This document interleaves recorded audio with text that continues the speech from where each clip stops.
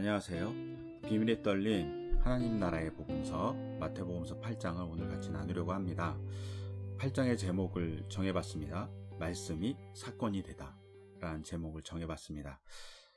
예수님이 산상수훈을 전하고 나서 그 다음에 그냥 계속 설교를 하는 것이 아니라 그 말씀 끝난 다음에 이적 사화들이 쭉 나와요.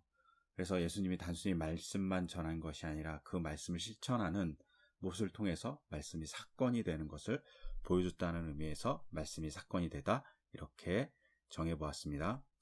우선 8장을 보시면 제일 먼저 예수님이 산에서 내려오셨다는 말씀이 있어요.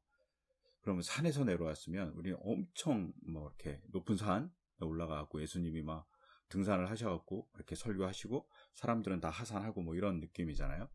그런데 예수님이 산에서 이렇게 내려오셨다고 했을 때 팔복교회, 그러니까 예수님이 산상수훈을 얘기하셨다고 얘기하는 그 교회가 해발 고도가 해수면보다 낮아요. 그래갖고 한 50m, 마이너스 50m 이 선에 왔다 갔다 하는 것 같아요. 그 다음에 갈릴리 바다가 한 200m 이하이거든요. 그래서 가버나움까지는 예수님께서 약 한 해발기도 고도로 하면 마이너스 150 정도 내려오신 거예요. 그러니까 산을 한 150m 정도 내려왔다고 생각하시면 되죠. 그러니까 예수님이 산에서 내려오셨다라는 말은 그냥 해발고도 마이너스 200에서 이렇게 바라봤을 때 한 150m 높이의 언덕에서 이렇게 내려오신 거라고 보시면 좋으실 것 같아요. 이렇게 내려오시던 중에 나병 환자를 만나게 됩니다. 그리고 나병 환자가 예수님에게 이렇게 얘기합니다. 주님, 하고자 하시면 나를 깨끗하게 해주실 수 있습니다 라고 얘기해요. 근데 이 나병이라는 것은 우리가 알고 있는 이제 한센병 뿐만 아니라 악성 피부병까지를 언급하는 거예요. 히브리어로는 차라아트라고 그러는데 이게 이제 레위기 13, 14장 이렇게 나오는데 이 규정을 보면 피부병에 가까워요. 근데 어떤 피부병이냐면 전염성이 강한 피부병을 의미할 가능성이 많습니다. 그리고 이 전염성을 많이 갖고 있기 때문에 사람들에게 이 사람들은 머리에 이렇게 두건 같은 걸 쓰고 자기 얼굴을 가리고 끊임없이 자기는 부정하다고 외치면서 돌아다녀요. 왜냐하면 접촉하면 전염이 될 가능성이 있으니까 이렇게 부정하다고 외치고 다니고 또 마을 바깥에 살고 이렇게 소외된 삶을 살아가는 사람이죠. 근데 이 사람이 예수님께 나와서 자기를 깨끗하게 할 수 있습니다 라고 얘기합니다. 즉 예수님께 나왔다는 얘기 자체는 사실은 되게 죽을 각오를 하고 나왔다고 볼 수 있어요. 예수님이 산상수훈 설교를 하시고 내려오시잖아요. 사람들도 같이 내려왔겠죠. 근데 그 내려오던 무리를 뚫고 이 사람이 가는 거예요. 이 사람이 그냥 단순하게 주님, 당신이 하실 수 있으면 나를 고쳐줄 수 있어요. 한번 해보세요. 이런 의미가 아니라 이거는 주위의 모든 사람들에게 저는 나병 환자입니다. 그리고 주님, 저의 나병을 보십시오. 저의 악성 피부병을 보십시오. 저를 좀 고쳐주세요. 라고 얘기하는 거고 이것은 죽을 각오를 하고 얘기한 거예요. 엄청난 용기를 낸 거죠. 만약에 사람들이 그것에 대해서 분노했다면 이 사람을 돌로 때리거나 돌팔매를 하거나 이것도 가능한 사태가 벌어질 수 있는 상황이에요. 왜냐하면 부정하게 만들었기 때문에 이스라엘 사람들은 부정하게 되는 게 되게 안 좋은 거잖아요. 그러니까 이 사람에 대해서 분노를 폭발할 수 있는 상황이 순간 딱 벌어진 거죠. 근데 이 순간 예수님이 어떻게 하시냐면 그래 내가 너를 고쳐줄게 이렇게 얘기한 것이 아니라 그에게 손을 내밉니다. 손을 내밀었다는 헬라어가 엑테이나스입니다. 근데 이 엑테이나스를 손을 내밀어서 이렇게 예수님께서 문둥병자 혹은 나병 혹은 한센병자를 잡으셨다고 얘기할 수 있어요. 많은 사람들이 분노가 가득 차갖고 막 그 사람에 대해서 막 욕을 하거나 돌팔매를 하거나 일촉즉발의 상황인데 예수님이 그에게 손을 딱 대신 거죠. 부정한 자를 만지신 거예요. 순간 아마 정적이 흐르지 않았을까요? 그 다음에 예수님이 치유해 주시죠. 깨끗하게 될 거라고. 정말 이 사람이 깨끗하게 됩니다. 근데 여기서 엑테이나스라는 이 헬라어는 좀 한 발 더 나가서 보면 끌어안다라는 말도 될 수 있어요. 예수님께서 나병 환자를 끌어안아 주신 거죠. 한번 상상해 보세요. 이 사람이 나병 환자라고 얘기하고 고쳐줄 수 있습니까? 라고 예수님께 청원하죠. 죽음을 각오하고. 많은 사람들은 분노의 상태에 있죠. 근데 예수님이 그를 안아주죠.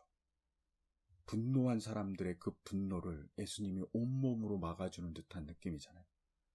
그리고 너의 용기가 가상하구나. 너가 참으로 나에게 나왔구나. 라고 하면서 안아줬다고 가정한다면 그 장면 자체는 이미 그 사람의 마음을 고쳐주고 위로해주는 예수님의 놀라운 행위고 놀라운 사랑을 보여주죠. 그 다음에 고쳐주시죠. 육신으로.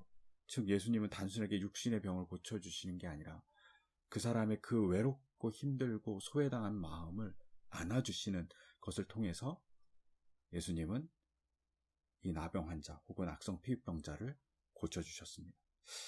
저는 이 장면을 볼 때마다 우리도 이렇게 안아주시는 예수님이 있을 거라고 생각해요. 그리고 그 안아주심이 따스한 안아주심이라고 저는 믿습니다. 더불어서 예수님이 이렇게 얘기해요. 침묵을 명령해요. 소문내지 말아라. 이렇게 얘기하는 거죠. 그러면서 침묵 명령보다 더 중요한 건 뭐라고 얘기하냐면 모세가 명한 대로 예물을 바쳐서 증거를 삼으라고 얘기해요. 이 예물에는 이제 새 2마리, 백향목 가지, 또 홍색실, 그리고 우슬초 같은 거를 바쳐요.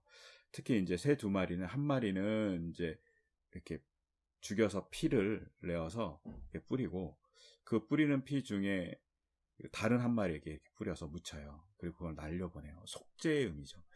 이스라엘 사람들이 속죄할 때 2마리 염소를 잡아서 하나는 죽이고 한 마리는 광야에 내보냈다는 말씀이 레위기에 있어요. 근데 이거와 비슷하죠. 이 사람이 속죄의 의미로 완전히 죄가 사라졌다. 이 당시에는 이제 병에 걸리면 죄 때문이라는 이런 시각들이 있었어요. 꼭 이게 맞는 얘기는 아닌데 죄 때문이라는 시각이 있는 거예요. 그 당시에. 지금 예수님이 그런 시각을 가졌다는 게 아니라 그 당시에 유대인들의 시각이었죠. 그래서 그런 속죄의식을 통해서 이 사람이 깨끗한 사람이라는 것을 용서받았다는 것을 증거해 주는 걸로 이렇게 제물을 드렸거든요. 근데 그걸 하라는 거죠. 그리고 레위기에 의하면 이렇게 증거를 삼은 이제 악성 피부병자들은 제사장이 깨끗해졌으면 뭘 하냐, 오른쪽 귓볼, 그 다음에 손발의 오른쪽 엄지가락을 기름으로 발라줘요. 이게 성결하다는 의미의 이제 행위죠. 근데 이거와 비슷한 행위를 언제 하냐면 제사장으로 임명받았을 때예요. 제사장을 거룩하게 했을 때 기름을 발라주거든요. 오른쪽 귓볼, 손발, 엄지가락에 이렇게 발라주거든요. 이거와 똑같이 하나님께서 악성 피부병을 걸린 사람에게 해주면서 이렇게 거룩한 사람이 되었다라고 공식적으로 선언한 법을 이렇게 만들어 주신 거죠. 그런데 예수님께서 이 나병 환자에게 그걸 행하라고 하는 거죠. 즉 이건 단순히 병만 고쳐준 것이 아니라 사회적 관계에 대한 회복까지 예수님께서 해주시도록 명령하고 있다는 사실을 볼 수 있어요. 즉 예수님의 저는 이렇게 꼼꼼함, 섬세함이라고 생각해요. 이 섬세함이 우리의 삶에도 있을 거라고 생각하죠. 우리가 생각할 수 없는 섬세함. 이 사람은 낳기만 하면 되는 거예요. 나병 환자는 당장 병만 나면 되는데 예수님은 그 수준을 넘어가요. 뭐까지 해주고 싶으냐면 이 사람의 사회적 관계까지 모두 회복시켜 주고 싶어 하신다는 거죠. 그래서 예수님이 놀라운 이적을 행하셨다고 볼 수 있습니다. 그리고 이제 저희가 산에서 내려왔다는 게 중요하다고 얘기했는데 산에서 내려온 이야기가 왜 중요하냐면 마태복음에는 5개의 설교가 있고 그 5개의 설교 다음에 예수님의 어떤 사역들, 이적이라든가 제자를 파송한다거나 상경기라든가 이런 것들이 쭉 나열되게 있어요. 설교한 다음에 행위가 있다는 거죠. 근데 이 5개의 설교를 학자들이 뭐라고 얘기하냐면 모세오경과 비유하는 거죠. 예수님이 모세오경과 같이 하나씩 다 얘기했다는 거예요. 근데 모세의 첫 번째를 잘 보면 모세가 하나님께 말씀을 받고 그리고 산에서 내려오잖아요. 이와 똑같이 예수님도 산상수훈을 선언하시고 설교하시고 산에서 내려왔다라는 것과 약간 모욕론적으로 일치한다고 볼 수 있는 강조점이 있어요. 그래서 예수님이 마태복음에는 모세보다 더 큰 자로서 비유가 암묵적으로 산에서 내려왔다는 말 속에는 숨겨져 있다고 보시면 좋으실 것 같아요. 그리고 이제 산에서 내려와서 예수님이 가버나움으로 쭉 가십니다. 그러니까 산상수훈을 전했던 곳이 이제 이스라엘은 팔복교회라고 되어 있는데 거기서부터 시작해서 가버나움까지는 이렇게 직선거리 말고 이렇게 도로를 따라서 이렇게 걸어오면 약 8km 정도 돼요. 아까 전에 얘기한 대로 고도차는 한 150m 정도 된다고 볼 수 있습니다. 근데 가버나움에 왔을 때 백부장이 와서 자기의 종을 치유해 달라고 부탁합니다. 여기서 백부장이 유대인인지 이방인인지 좀 정확하게 나오지 않지만, 왜냐하면 이 지역은 헤롯이 다스리는 지역이었기 때문에 그 백부장이 유대인일 수도 있어요. 근데 이 사람이 이방인일 가능성이 많은 건 이 사람이 예수님이 자기의 집에 오는 것을 감당할 수 없습니다 라고 얘기한 것에 의해서 추측하는 거예요. 이 당시 사람들은 유대인은 이방인 집에 잘 가지 않았다고 그래요. 그러니까 이방인으로서의 백부장이 예수님이 자기 집에 오는 것에 대해서 부담스러워하는 거예요. 예수님을 보호해주고 싶은 백부장의 마음이라면 예수님이 이방인의 집에 오는 것 때문에 비난을 듣는 것을 막기 위해서 안 했다고 볼 수 있죠. 오는 것을 부담스러워했다고 볼 수 있어요. 이런 면에서는 백부장이 되게 현명하고 예수님을 배려하는 사람이죠. 근데 이 사람이 정말 배려하는 사람이라는 것을 더 알 수 있는 것은 자기의 종에 대한 표현이에요. 그냥 우리말로는 종이라고 되어 있지만 이게 헬라어로는 파이스로 되어 있어요. 파이스는 자기 아이를 부를 때 또 파이스라고, 그러니까 자기의 정말 아끼는 종을 부를 때는 파이스라고 했던 거죠. 아니면 자기 자식같이 생각하는 종, 아니면 되게 친근하게 생각한 종을 파이스라고 얘기했던 거죠. 우리가 보통 종이라면 둘로스를 쓰잖아요. 근데 파이스는 정말 친근한 종인 거죠. 즉 백부장은 자기의 종을 파이스라고 부르면서 되게 친근한 자로서 불러주는 거예요. 즉 이 말 속에는 백부장이 종을 그냥 그 당시의 사람들은 말하는 당나귀 정도라고 생각했거든요. 말하는 당나귀로 생각하는 것이 아니라 정말 자기가 아끼는 사람으로서 생각하는 거죠. 그리고 그 아끼는 사람을 위해서 예수님께 간구하죠. 고쳐달라고. 그러니까 성경에는 내가 고쳐주마라고 예수님이 얘기해요. 근데 이것이 평서문으로서 그냥 내가 고쳐줄게 라고 얘기하는 의미일 수도 있지만 이게 의문문으로도 번역이 가능하거든요.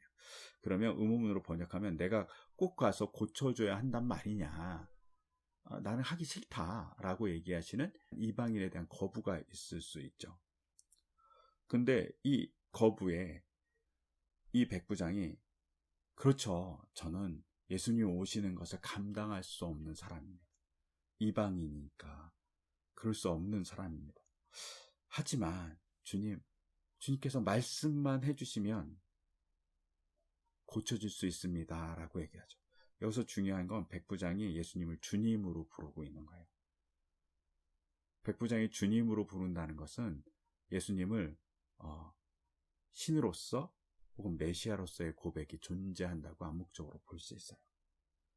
즉 백부장은 자기 종을 사랑하고 예수님을 신뢰하고 예수님을 믿는 마음으로 고백하는 거죠. 그리고 예수님은 그 말을 듣고 감동하시죠. 그리고 말씀만으로 치유가 일어납니다. 여기서 치유의 사건이 나병 환자를 치유해준 사건과 너무 다르죠. 말씀만으로 치유해줘요. 이것은 예수님께서 뭘 보여주시는 거냐면 이방인을 통해서 예수님의 신적 권위가 드러나는 것을 보여주죠. 이 모습 속에 예수님은 유대인에게 하고 싶은 말이 있죠. 예수님이 이 백부장에게는 믿음이 정말 크다, 이런 믿음을 본 적이 없다, 유대인에게. 그러면서 믿음대로 될 거라고 얘기해요. 그러니까 믿음이 좋은 사람이라고 칭찬해 준 거예요. 하지만 유대인에 대해서 뭐라고 얘기하면 너희는 쫓겨나서 울며 이를 갈게 될 것이다 라고 얘기하죠. 예수님을 믿지 않는 모습들이 그 안에 팽배했던 거죠. 이방인도 예수님을 고백하고 주로 고백하고 자기의 종을 사랑하는 모습이 있는데 그와 대비되게 유대인들은 그것이 없었다라고 안타깝게 얘기하는 부분이 있다고 보시면 좋으실 것 같아요. 어떤 면에서는 이런 면에서 우리도 한번 생각해 볼 필요가 있습니다. 우리는 어떻게 대하고 있는지 한번 잘 생각해 보시면 좋으실 것 같아요. 그리고 이제 가버나움의 모습을 잠깐 보면 가버나움이 해안에 있어요. 그리고 이렇게 해안에 있어서 거기가 이제 베드로가 살았던 지역이라고 생각하니까 거기서 어업을 했던 곳이고, 지금은 이제 가버나움 집터가 있어서 거기가 베드로의 집이라고 가정해서 이렇게 예쁘게 꾸며놨어요. 현대식 건물로. 그리고 그 밑에 유리로 해갖고 이렇게 집터를 잘 볼 수 있게 만들어 놓고 있고요. 여기서 자세히 보시면 아시겠지만 이게 건물이 검은색이에요. 현무암이에요. 즉 갈릴리는 화산 활동이 있어서 돌들이 현무암이에요. 검은색 돌로 되어 있다는 것을 잘 보시고, 사진의 맨 아래쪽에 보시면 이렇게 기둥같이 세워져 있는 건 회당이에요. 여기는 회당이라서 이렇게 대리석 같은 걸로 만들었던 것 같아요. 그래서 다른 색깔인 거죠. 그리고 갈릴리 이렇게 보시면 나무도 크게 있잖아요. 이렇게 나무가 자랄 수 있는 아주 좋은 환경을 가진 곳에서 베드로가 있었고, 그곳에서 아마도 이제 백부장도 지낼 수 있는 좋은 환경이었기 때문에 지냈을 것이라고 생각됩니다. 그리고 나서 마태복음 8장 14절부터 17절에는 예수님이 많은 사람을 치유했다는 기록이 있어요. 그 중에 첫 번째가 베드로의 장모의 열병을 고쳐준 거예요.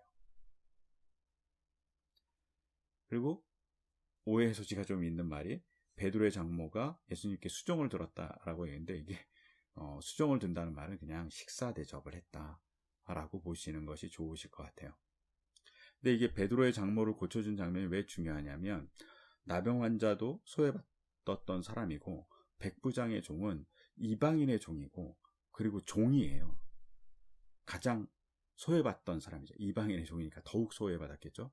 그리고 여인은 그 당시 사회에서 소외받았던, 또 차별받았던 대상이죠. 그런데 예수님이 치유사역에서 제일 먼저 만났던 사람들이 바로 이 사람들이라는 거죠. 여기서 중요합니다. 예수님의 관점. 가난한 자가 복이 있다고 처음 팔복에 얘기했는데, 그 가장 가난한 사람들, 마음이 막 제일 가난한 사람들, 마음이 파괴되어 있는 사람들, 혹은 마음이 순수한 백부장, 자기 종을 사랑하지만 어떻게 할 수 없는 그런 사람들, 가장 그 당시에 천시받았던 여인, 그들을 먼저 찾아가서 고쳐주셨다는 것이죠. 그리고 그 다음에 귀신 들린 사람들을 고쳐줬다고 되어 있는데, 정말 귀신 들린 사람일 수도 있고요. 이 당시 귀신 들렸다는 표현은 병 들었다는 것의 다른 표현일 수 있어요. 그래서 그런 의미로 이렇게 받아들이시면 좋으실 것 같아요. 그리고 이렇게 많은 사람들이 치유받았다는 얘기를 하면서 이사야의 말씀에 성취라고 얘기해요. 그러면서 뭐라고 인용하냐면, 그는 몸소 우리의 병약함을 떠맡으시고 우리의 질병을 짊어지셨다라고 되어 있어요. 여기서 중요한 건 병약을 고쳐주셨거나 우리의 질병을 낫게 해주셨다 이렇게 얘기하는 게 아니라 짊어지셨다는 거죠. 예수님이 우리의 아픔을 그냥 고쳐주시는 것이 아니라 짊어주시면서 고쳐준 것이라는 거죠. 그것을 잘 보여주는 게 나병 환자인 거죠. 나병 환자를 향해서 사람들이 분노하고 소외시키고 하는 것을, 만약에 예수님이 나병 환자를 껴안아줬다고 라는 말로 그것을 표현한다면, 손대심을, 그것은 예수님이 그의 아픔을 껴안아준 거고 짊어주시고 사람들의 분노를 자기 몸으로 막아주신 거죠. 그러니까 짊어지셨다고 볼 수 있죠. 예수님이 단순히 치유해 주신 게 아니라 그 아픔을 같이 짊어주시고 떠맡아 주시는 분이라는 것. 예수님의 치유 사역은 그렇게 단순하지 않다. 의사는 이렇게 고쳐주잖아요. 근데 의사의 수준을 넘어간 것은 예수님이 그 아픔을 같이 짊어주신다는 거죠. 여기서 예수님의 치유가 다르고 우리가 또한 그런 모습으로 살아가야 하는 게 중요하다고 볼 수 있어요. 그 다음에 나오는 게 이제 이런 치유 사역의 놀라운 것을 보면서 제자가 되겠다고 한 사람들이 생긴 것 같아요. 그 중에 하나가 율법학자인데, 율법학자가 예수님에게 뭐라고 얘기하면, 선생님, 제가 예수님을 따르겠습니다, 이렇게 얘기하니까 예수님이 율법학자에게 뭐라고 그러냐면, 인자는 머리 둘 곳이 없다라고 하세요. 이 말 속에는 예수님이 모든 것을 내려놓고 하나님의 일을 하고 있다. 근데 너도 그걸 할 수 있니? 라고 물어보는 반문이죠. 그러니까 그 당시 율법학자는 많은 것을 가질 수 있고 기득권자일 수 있어요. 근데 그 기득권을 내려놓을 수 있니?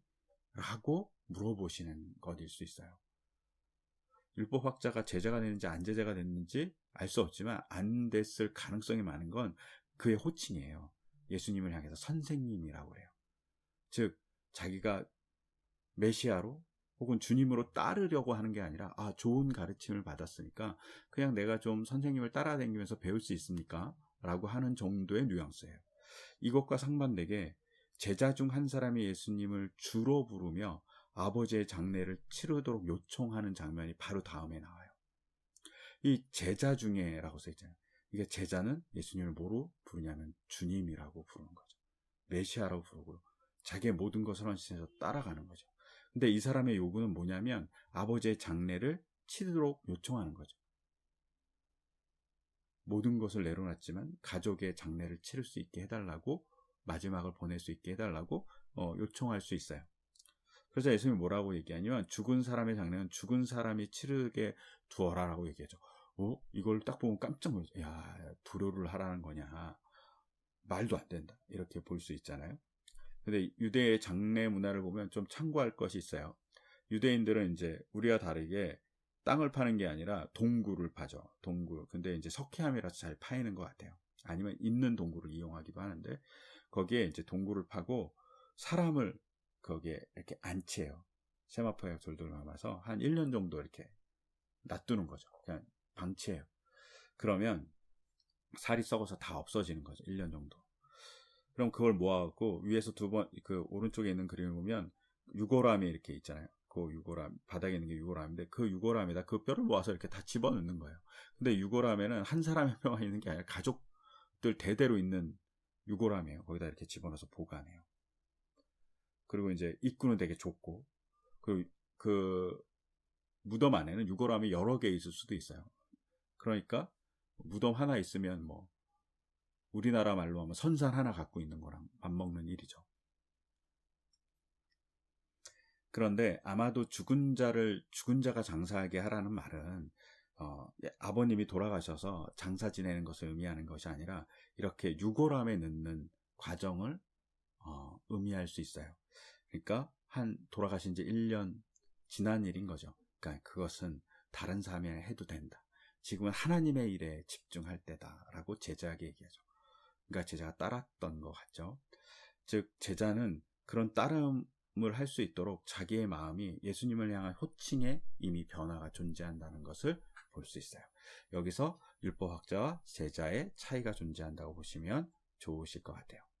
이렇게 이제 가버나움에서의 사역을 끝나고 예수님께서 배를 타고 가다라 지방 혹은 거라사 지방이라고 그러죠. 그곳으로 이렇게 이동하게 됩니다. 근데 이동하게 되는데 이 이동할 때 갑자기 풍랑이 엄청나게 일어난 거예요. 갈릴리 바다에 풍랑이 발생했어요. 그러자 제자들이 예수님의 구원을 요청합니다. 이때 아마 주무셨던 것 같은데. 근데 이 구원을 요청했던 이 구원이라는 헬라어 소조, 구원해달라는 이 소조라는 말은 그냥 단순히 구원해달라는 게 아니라 종말론적인 구원을 의미해요. 그러니까 자기가 지금 완전 종말의 상황이 발생한 거예요. 완전 자기가 밑바닥, 아니면 어디로 탈출할 수 없는 구역, 아니면 세상이 무너진 것 같은 그런 완전한 종말 같은 죽음의 순간에 내몰렸다고 제자들이 생각하는 거죠. 또한 죽게 되었다고 이렇게 예수님 빨리 구해주세요 할 때 이 죽게 되었던 아폴룸이라는 이 헬라어 자체도 그냥 단순히 내가 죽게 되었습니다, 그냥 삶에서 병에 걸려서 죽게 되었습니다, 아니면 위험에 빠져서 죽게 되었습니다, 이런 의미가 아니라 이건 완전 종말론적인 죽음인 거예요. 완전히 뭐 세상이 멸망할 것 같은 죽음, 뭐 이런 상태에서 예수님을 찾는 거죠. 예수님에게 구원을 요청하는 거죠. 그러자 예수님이 뭐라고 얘기하냐면, 믿음이 적은 사람들이라고, 너희 안에 내가 같이 있는데 왜 나를 보지 못하느냐, 라고 하는 약간의 책망이죠. 이 책망을 잘 생각해 보면 우리도 이럴 때 있잖아요. 저도 그럴 때 있는데 너무 힘들고 너무 압박이 심하면, 그리고 뭐 되는 일이 없고 뭔가를 했는데 그것이 안 좋은 결과로 되고 와서 엄청난 피해가, 엄청나게 실패나 엄청나게 어려움이 찾아오면 하나님 왜 나한테 그러냐고 와이미를 계속 외치거나 아니면 좌절해서 모든 것을 절망하고 내려놓거나 뭐 이런 일이 발생하잖아요. 그때 우리는 신을 바라보지 못하죠. 근데 이게 배 안에 예수님이 있는 거하고 똑같아요. 예수님을 바라보지 못하고, 예수님이 배 안에 있는데 예수님을 바라보지 못하고 절망하고 낙담하죠. 근데 이 절망하고 낙담한 곳에서 제자들에게 희망이 뭐냐면 예수님을 불렀다는 거예요. 이게 약간의 믿음 없는 자의 외침인데 그 자그마한 외침에도 예수님이 반응한다는 거죠. 책망하시긴 하지만, 그리고 믿음이 적다는 말은 믿음이 없다는 말이에요. 믿음이 없는데 예수님이 계심을 보고 그들이 강하게 청구하는 거죠. 그러자 예수님이 바람과 바다를 꾸짖습니다. 그래서 바다가 잔잔해집니다. 제자들이 깜짝 놀라요. 왜냐하면 이 일이 일어날 수 없는 일이라고 생각했을 수 있어요. 바다가 막 요동치는 것은 바다 밑에 괴물이 있어서, 혹은 바다 밑에 요동치는 뭔가가 있어서 발생하는 거라고 생각했어요. 그래서 고대 사람들은 그 바다 밑에 있는 그 요동치는 것을 뭐라고 생각하냐, 혼돈이라고 생각했고, 그것은 창조 이전 상태의 혼돈과 똑같은 거라고 생각했던 거죠. 그 혼돈을 딱 제압할 수 있는 것은 하나님밖에, 신적인 능력밖에 없다고 생각했던 게 이스라엘 사람들이거든요. 그런데 그 일을 예수님이 합니다. 그러니까 깜짝 놀란 거죠. 아, 이분이 누구신데? 하나님이 창세기 1장 2절에 나왔던 것 같이 혼돈을 제압하는 그 능력을 발휘하고 계시는가? 라고 깜짝 놀라는 겁니다. 그리고 하나님과 만나는, 예수님과 만나는 그 일이 이 속에서 발생해지면서 예수님에게 복종하고 예수님을 주로 고백하는 사건이 또 하나 발생했다는 거죠. 이것을 통해서 예수님은 또 하나의 다른 모습을 보여주신 거죠. 이렇게 신적인 능력을 가진 분이 나병 환자, 종, 여인을 사랑하시는 분이라는 것을, 위로하시고 고쳐주시는 분을 보여주신다고 생각하시면 좋으실 것 같아요. 그 다음에 이제 이렇게 풍랑을 잠재우시고 예수님이 가다라 지방으로 가게 됩니다. 가다라 지방에 도착했을 때 귀신 들린 인간이 있는 거예요. 무덤 사이에서. 무덤은 이제 소외된 공간이고 인간이 버린 공간인데 그 공간에 이제 귀신 들린 사람이 있는 거죠. 근데 이 귀신 들린 사람이 예수님을 보고, 예수님이 이제 주님이라고, 메시아라고, 이렇게 하나님의 아들이라고 고백하면서 당신이 나와 무슨 상관이 있습니까? 당신의 때가 아직 아닙니다 라고 얘기해요.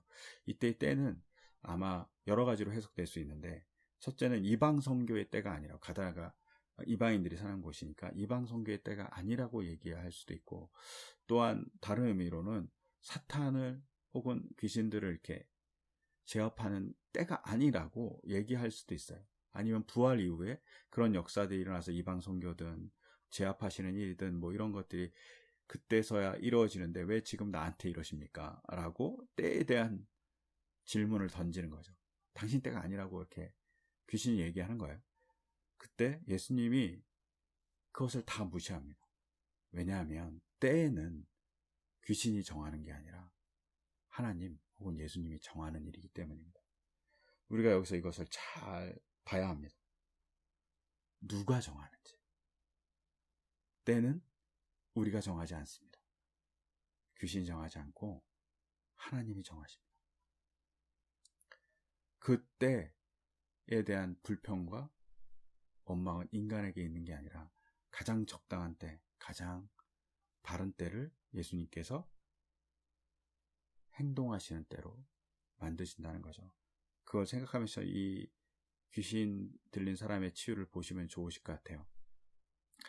귀신을 이렇게 쫓아내려고 하니까 귀신들이 간청합니다. 자기들을 돼지떼에 보내달라고. 그러자 예수님께서 이렇게 귀신을 돼지떼에 보내요. 첫째는 돼지가 부정하니까 예수님이 돼지떼에 보내신 거예요. 왜냐하면 돼지는 이스라엘 사람들이 이제 레위기 11장에 의하면 부정한 짐승으로 생각하잖아요.